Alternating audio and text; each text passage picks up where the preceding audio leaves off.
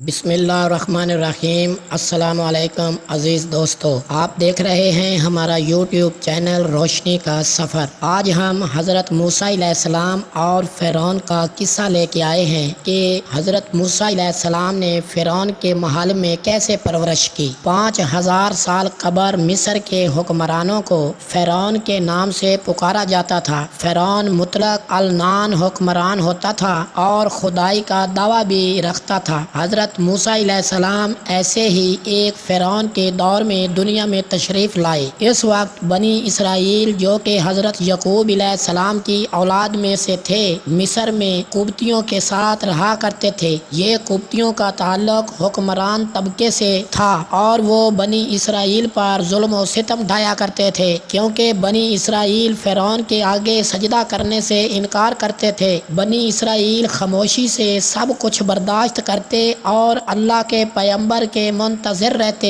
جن کی آمد کی بشارت دی گئی تھی اور جسے انہیں اس صحبت بھری زندگی سے نجات دلانا تھی۔ فرعون نے بھی اس بشارت کے بارے میں سنا۔ اس نے تفتیش کی تو پتہ چلا کہ بنی اسرائیل کا عقیدہ ہے کہ ان کے درمیان پیدا ہونے والا ایک لڑکا ایک روز فرعون کی بربادی کا باعث بنے گا اور اپنی قیادت میں انہیں مصر سے لے جائے گا۔ چند روایات کے مطابق اسے ایک خواب آیا جس میں اس نے دیکھا کہ ایک آگ نے سوائے بنی اسرائیل کی بستیوں کے پورے شہر کو جلا کر راکھ کر دیا۔ خوابوں کی تعبیر بتانے والوں نے اس کی تشریح یہ کی کہ بنی اسرائیل میں ایک شخص پیدا ہوگا جو فرعون کی تباہی کا باعث بنے گا۔ اس خواب کو حقیقت کا روپ دھارنے سے روکنے کے لیے فرعون نے حکم دیا کہ بنی اسرائیل کے تمام لڑکوں کو پیدا ہوتے ہی قتل کر دیا جائے۔ کچھ عرصہ تک اس کے حکم پر عمل ہوتا رہا، مگر پھر اس کے مشیروں نے اسے بتایا کہ بنی اسرائیل کو ایسے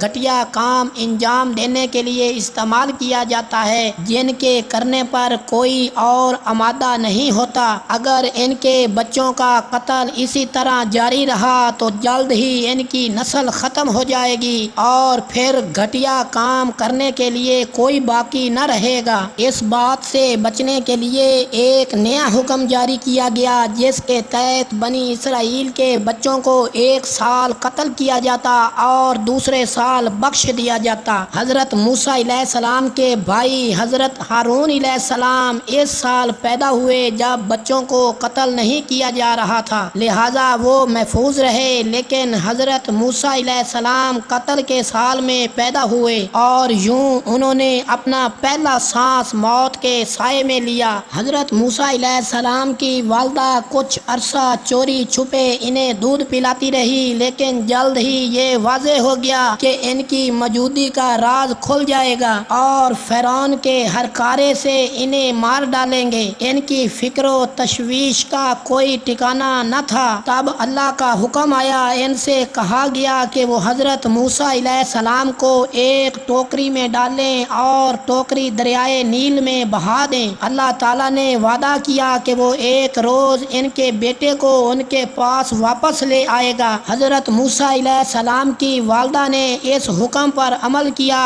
انہوں نے حضرت موسیٰ علیہ السلام کو دودھ پلایا، انہیں ایک ٹوکری میں ڈالا اور پھر ٹوکری کو دریا میں بہا دیا۔ تاہم انہوں نے اپنی بیٹی سے کہہ دیا کہ وہ ٹوکری کا پیچھا کریں۔ جیسے ہی ٹوکری نے پانی کو چھوا، نیل کی موجیں پرسکون اور مدھم ہو گئیں اور یہ آرام سکون سے بہنے لگیں۔ حضرت موسیٰ علیہ السلام کی بہن دریا کے کنارے کنارے اس کا پیچھا کرتی رہیں۔ ہوتے ہوتے ٹوکری فرعون کے محل کے نزدیک دریا کے کنارے سے آ لگی۔ فرعون کے خادمیوں نے ٹوکری کو دیکھ کر اسے باہر نکالا اور اسے فرعون اور اس کی ملکہ بی بی آسیہ کی خدمت میں لے گئیں۔ اپنے شوہر کے برعکس بی بی آسیہ ایک مومنہ، رحم دل اور مشفق خاتون تھی۔ ان کی کوئی اولاد نہ تھی اور جب انہوں نے ٹوکری میں ایک خوبصورت بچے کو اپنی طرف دیکھ کر مسکراتے ہوئے پایا تو ان کا دل بے اختیار ہو گیا۔ انہوں نے فرعون سے کہا کہ وہ اس بچے کو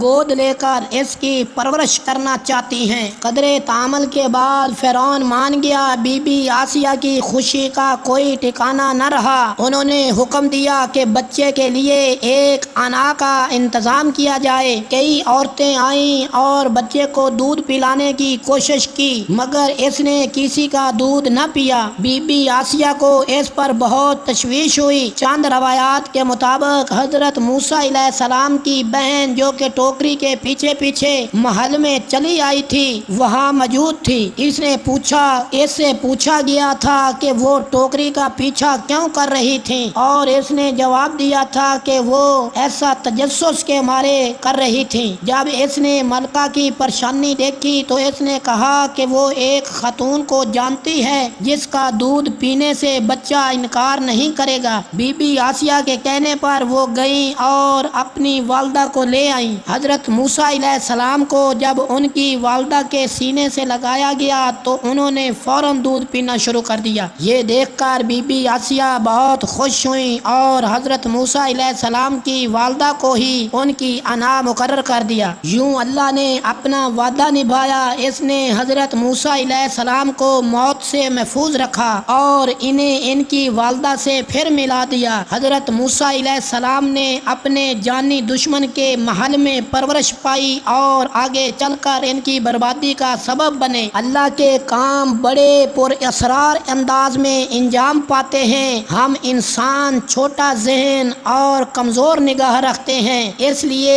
ایسی باتوں کو سمجھ نہیں پاتے اور اس لیے پریشانیوں اور شک و شبے کا شکار ہو جاتے ہیں۔ اگر ہم اللہ پر کامل ایمان رکھیں اور یقین رکھیں کہ جو کچھ بھی ہوتا ہے کسی وجہ کے تحت ہی ہوتا ہے تو ہمیں کبھی پریشانی، خوف اور شک و شبہ کا سامنا نہیں ہوگا۔